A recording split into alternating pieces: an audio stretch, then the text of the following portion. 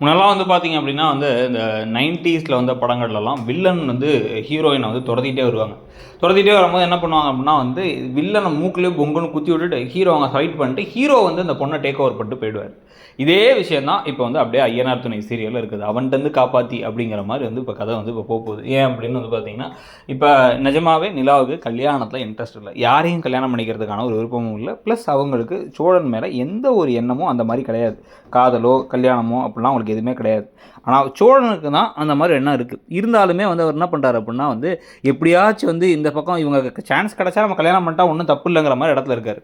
இப்போ இங்கே பிரச்சனையாகி இவர் டாமுடுமுன்னு அடிச்சோன்னா அவங்களுக்கு வேறு மனசு கஷ்டமாயிடுது.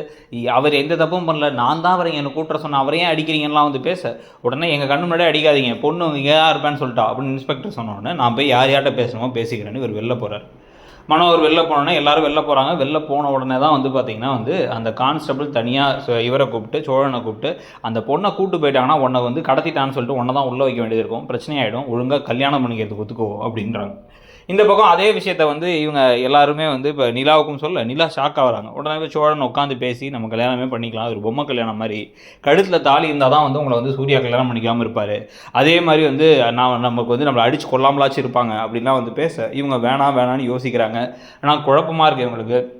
நீங்கள் அந்த கான்செப்டில் வேறு என்ன சொல்லிட்டாருன்னா உன்னை வந்து நீ கழுத்தை தாலியே கட்டினாலுமே கூட உன்னை கொல்றதுக்கு தயங்க மாட்டாங்க, நான் அட்லீஸ்ட் சூர்யா கூட கல்யாணம் நடக்காது அப்படிங்கிறத சொல்ல சரி ஓகே அப்படின்னு முடிவு பண்ணோடனே அதுக்குள்ளே அந்த மேலதிகாரிகள்லாம் கால் பண்ணிட்டாங்க. அவங்களுக்குலாம் வந்து அந்த பொண்ணு கல்யாணம் பண்ணிக்க போது ஸ்ட்ராங்காக இருக்குன்னு சொல்லிட்டு இப்போ கல்யாணத்தை நடத்தியே தீரணுங்கிறாங்க. இப்போ தாலியவே கட்ட வைக்க போகிறாங்க. அதெல்லாம் முடியாதுன்னு அடிக்க வராங்க. தாசே நானே கொண்டுடுவாங்கிறாரு, சூர்யா நான் அப்படி ரவுடிங்கிறாரு.